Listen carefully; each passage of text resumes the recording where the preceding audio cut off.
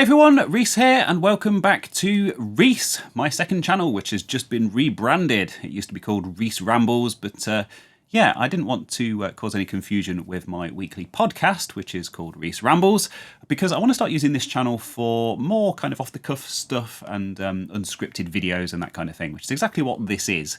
Apologies for the microphone that's in shot, by the way, but the audio workflow with this microphone is so much easier than with my new lapel mic, which I'm still getting used to. So I thought I'd try a slightly different format for once. So yeah, welcome everyone. And in this one, I wanted to talk about some of these new Atari consoles that are hitting the market every 5 minutes or so, it seems. They've been really busy. And just by way of a bit of an introduction, I've been into Atari since I played on my cousin's 2600 Junior one fateful Christmas morning back in, I think it was like 1989. I would have been like 5 years old. One of my earliest memories, and yeah, then I had the Atari ST, of course, or the STE, and yeah, Atari has kind of been something that's been a part of my life ever since, and something I've been quite passionate about. And I must say, some of the kind of the reboots and the new owners and stuff like that, I haven't been impressed with at all. Of course, Atari nowadays is owned by descendants of Infogrames, if you remember those, French game publisher back in the day. And yeah, in a roundabout kind of way, they are still the owners of the brand and operators.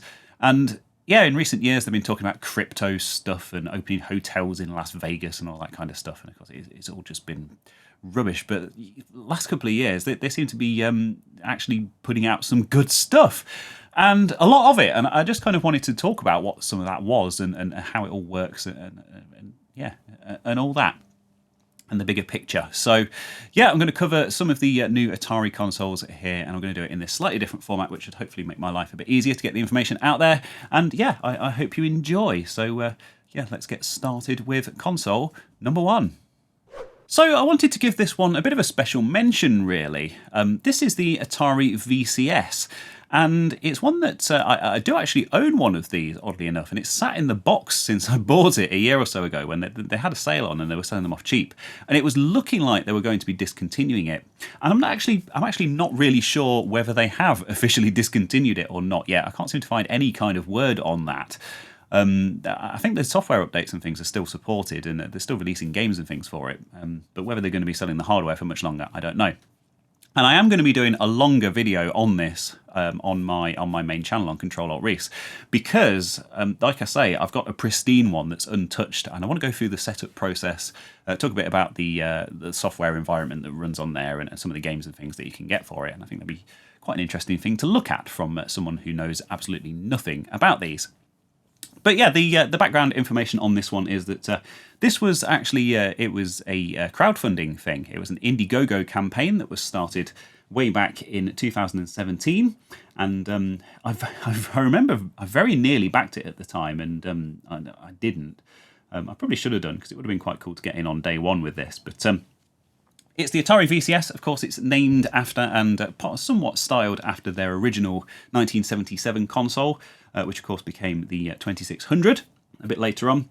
And this one went through a bit of a tumultuous development process where the person that was developing it ended up leaving under mysterious circumstances and then suing them because they didn't get paid. And then they brought on some Xbox guy. I'll talk about all of this in the proper video that I do a bit later on. But brought on someone from the Xbox team, I think, and yeah, it's eventually got released in 2021 and went through quite a major hardware revision as well, which was part of the big delay, part of the reason for the big delay.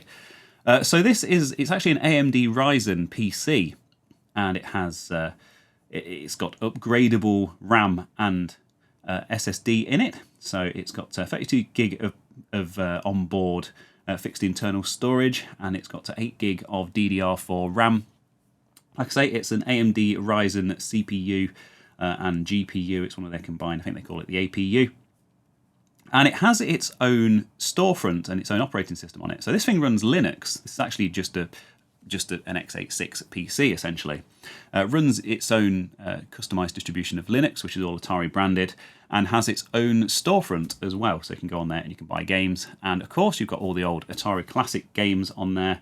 as well as some new offerings from Atari and various indie developers and things. If you remember the Ouya console from a few years ago, which has become a bit of a laughing stock now, but that was like an Android-based TV plug-and-play console that had its own storefront and stuff built in. That sadly fizzled away to nothing. But similar concept. But there you go. Or the like the Steam machines that came out a few years back as well. That Steam were trying. Of course, that was open to third-party manufacturers to release their own machines under that spec. Under a kind of a fixed spec, which were all guaranteed to be compatible with Steam and Steam OS and stuff like that. But again, another effort that seems to have fizzled out, but there's quite similar concept. So yeah, it's the AMD Raven Ridge 2 APU. Don't know much about these. It's got an M2 slot, so you can upgrade the hard drive in it, DDR4 RAM. And the cool thing about this is Atari actually released a USB stick with Windows on it that you could actually plug in and install Windows. I presume you could just make your own as well. You don't have to order one from them, but you can actually install Windows on it and just use it as a Windows PC if you like. And it also has apps for stuff like Netflix and all of that kind of stuff. So you could plug it into your TV, use it as a media center, and do some gaming on there too. Came with a joypad and a joystick, which was a redesigned version of course, Atari's classic CX40 joystick. Had some issues with those early on with the sticks breaking off, I seem to remember, but I think they've been redesigned and fixed. But yeah, just as a kind of first honourable mention, just to get the ball rolling, is the Atari VCS. It's on offer at the moment, $239.99, reduced from $300. And from what I can see, there are no official distributors outside of the US. I actually had to use a US forwarding service to get mine sent to me. So yeah, that's something I'm going to be covering on the channel soon. But yeah, to get the ball rolling, the Atari VCS. So, time to move on to console number 2. So, from a PC in a fancy-looking Atari VCS-styled case to a dedicated console this time, which comes with over 200 pre-installed games. And I must admit, I didn't know much about this, and I don't have any personal experience with this one, but it's one that I keep seeing popping up. And I was really interested when I started researching this video, and it actually looks like a pretty cool thing. So let's take a look at that one. And I am, of course, talking about the Atari Gamestation Pro. Now, this console is manufactured by My Arcade, who do all sorts of officially licensed things. They do like Pac-Man handhelds and Tetris handhelds and that kind of stuff. And I will take a look at those a bit later on in the video. But this one is $99.99, and it is also officially available in the UK. This is just Amazon as an example, but it's $99.99 in pounds. But there you go. So, a very cool looking thing. Over 200 games pre-installed, and it comes with these rather wacky looking Atari-esque joysticks with knobs and buttons and all sorts. Of course, they've got the spinner controllers built in, which is very cool for those games that use the spinner. Pong type games and some of the 2600 games like Warlords and driving games and that kind of thing. Always a fan of a spinner controller on this channel. And it's quite a tiny little sleek-looking thing. You don't have to use those joysticks. It has USB inputs, and apparently you can use like Xbox controllers and other kind of standard joypads with it. HDMI output to connect to a standard TV. And the cool thing about this is, of course, it's officially licensed and everything, but it has a micro SD card slot in it. I don't think there's a picture of that on the website. And you can actually load this thing up with even more games, and it doesn't just cover Atari games. So out of the box, it's set up to emulate 2600, 5200, 7800, and arcade games. But apparently you can add like Mega Drive games and all sorts of things to this thing. So it looks like a really interesting thing. Of course, a lot of people would say, well, why not just get a Raspberry Pi and set that up? But if you're looking for a gift, something that's kind of plug and play and easy to use straight off the bat, and that you have the option of expanding later on, like a lot of these mini consoles, like the SNES and the NES Mini and the other stuff. I've just noticed the trigger thing on the joystick. That's really weird. That is a weird joystick. I'm going to have to try and get my hands on one of these, I think. But yeah, you can add ROMs, and you can even add support for systems that it wasn't intended to support in the first place. And there's a really good video here from Gen X Grown Up. This is the kind of the video that people sort of tend to point to get these things set up with all these different games and things. And yeah, really good explanation here. Obviously, you can see that there's the micro SD slot. really good step-by-step guide to getting it loaded up and the file formats that you need for the various different systems. Yeah, as you can see from the video, he adds Game Boy games, Game Boy Advance, NES, Genesis, and yeah, even more arcade games, even non-Atari ones, of course. So I thought that was quite a cool little system, and one that I didn't really know much about, but looks interesting. Like I say, $99.99 in the US and £99.99 here in the UK. So let's move on to console number 3, which is a personal favourite of mine. So if you're a regular viewer of Control Alt Reese, or indeed this channel, you'll no doubt have seen all of the coverage of the Atari 2600 Plus, which I've also made part of my backdrop here because I like it that much and it's a very cool looking thing. And I could wax lyrical about this thing and sing its praises more and more, you know, even more so than I already have on my various YouTube channels. But yeah, it's a great thing. It's part of a whole relaunch of the 2600 as kind of a whole new platform, really, or not a new platform, but Atari are releasing brand new games. Of course, there's Mr. Run and Jump, perhaps the most famous example of it, and they're also supporting developers in developing brand new cartridge games for it.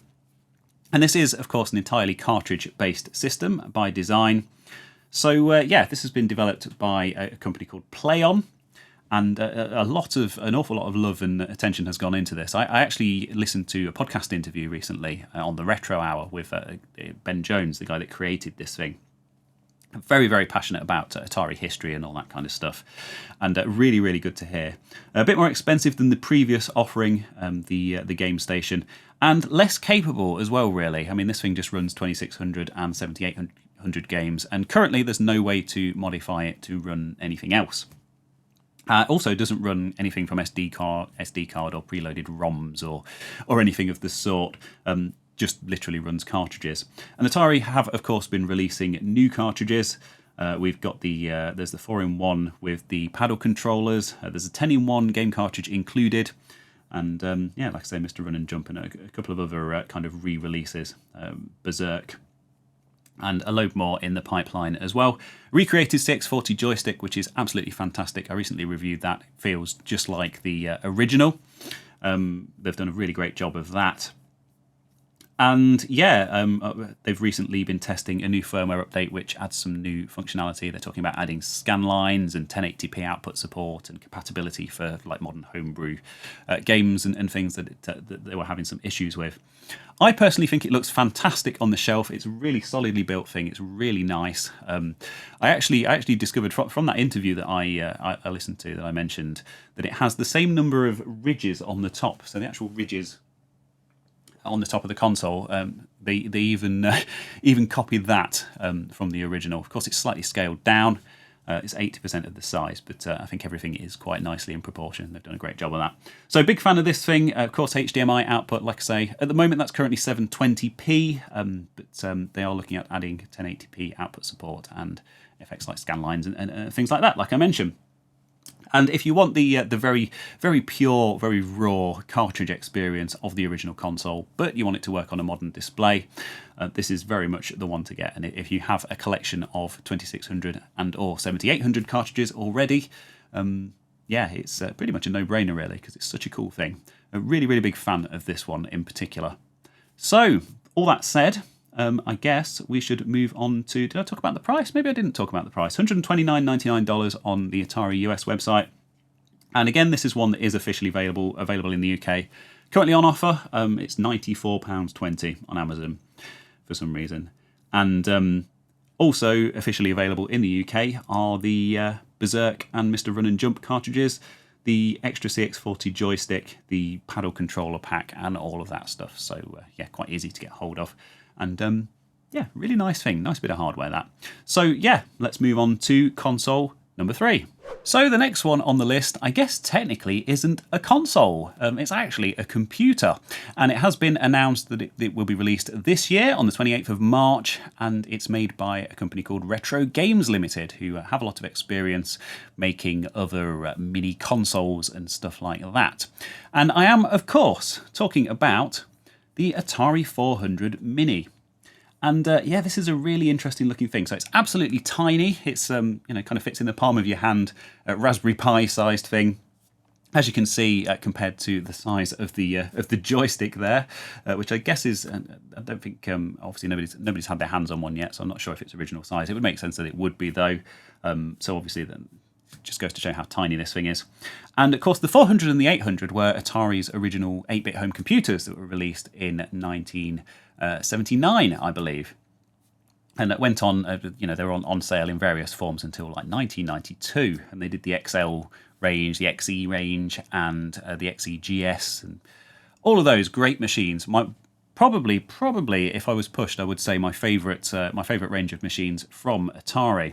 Some really, really competent and high quality arcade conversions, of course. A very, very capable graphics chip in these machines, designed by Jay Miner, who I think went on. I'm not quite sure what he went on to do. I'm sure he must have done something important after he worked at Atari, and also the Pokey sound chip, which was used in various arcade games and things, which gave these things very authentic arcade sound, which of course was a huge part of the experience. And this thing would have blown people away back in 1979. And a really, really underrated machine, kind of compared to like the Commodore 64s and stuff like that. So cool that Atari are bringing it back. Now, like I say, this is made by a company called Retro Games Limited.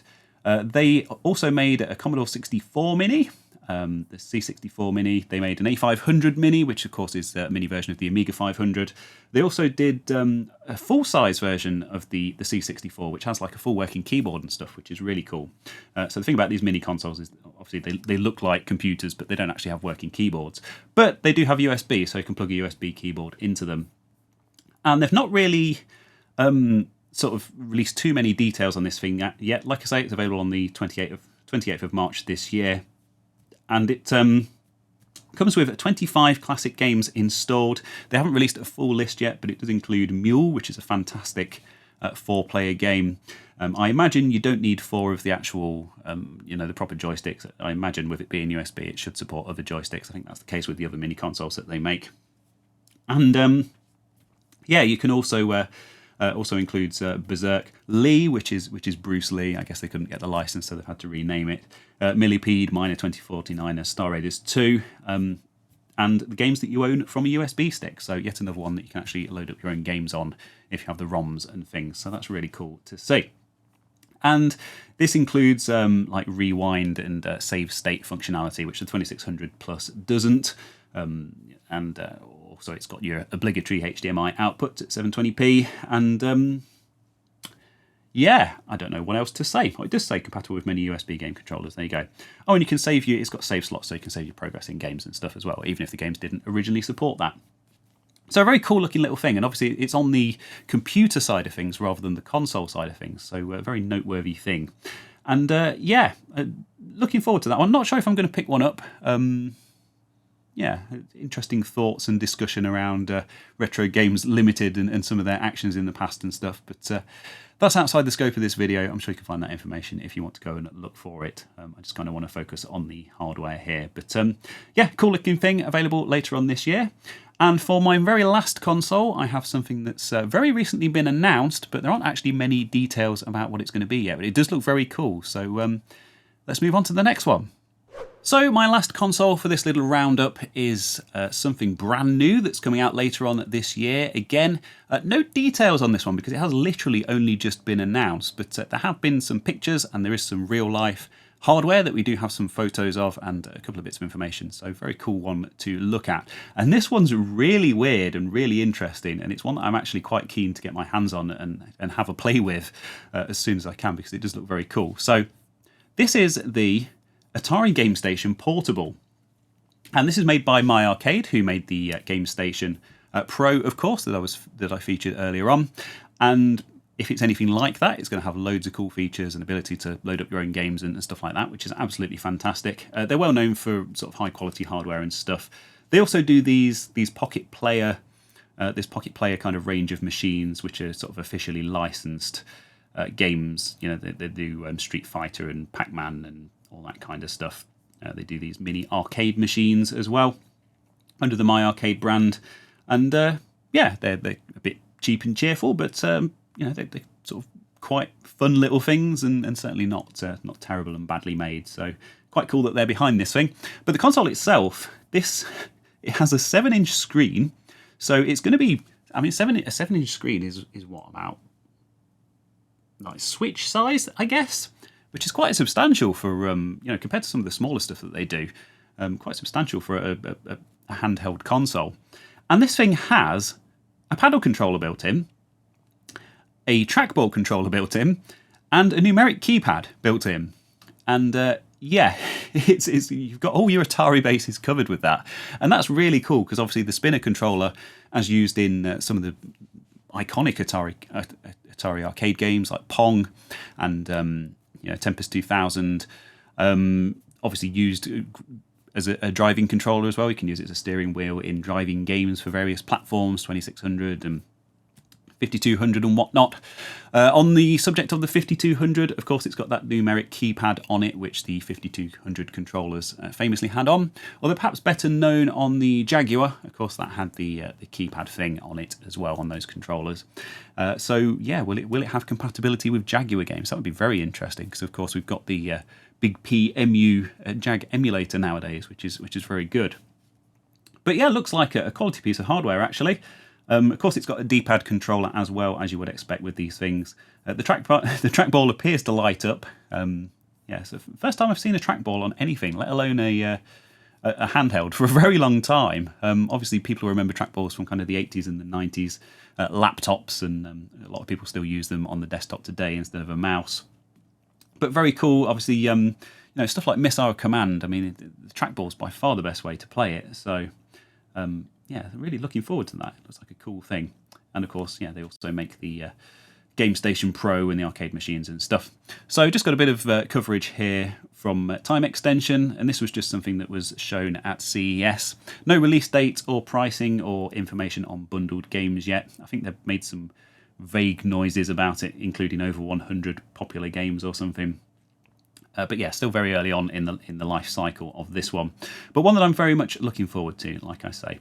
And of course, we've got some pictures here of their other officially licensed Atari products. Oh, look at that! There's a pole position handheld. That's cool.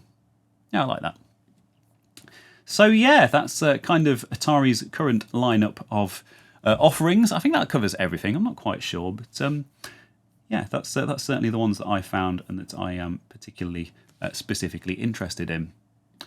So thank you very much for watching this video on the second channel. I hope you enjoyed that quick overview of some of Atari's new things. This isn't a paid promotion or an advertising thing. I know it sounds like that at times, but yeah, I do get questions about these things because people kind of look to me as an Atari guy, and I am actually starting to pay some interest in their current offerings and kind of the movements of the current owners of the Atari brand. And yeah, they've actually got some good stuff there. So very much looking forward to what 2024 brings. But as I said, thank you very much for watching. Don't forget to like and subscribe and all of that stuff. And I will also see you over on my main channel, Control Alt Reese.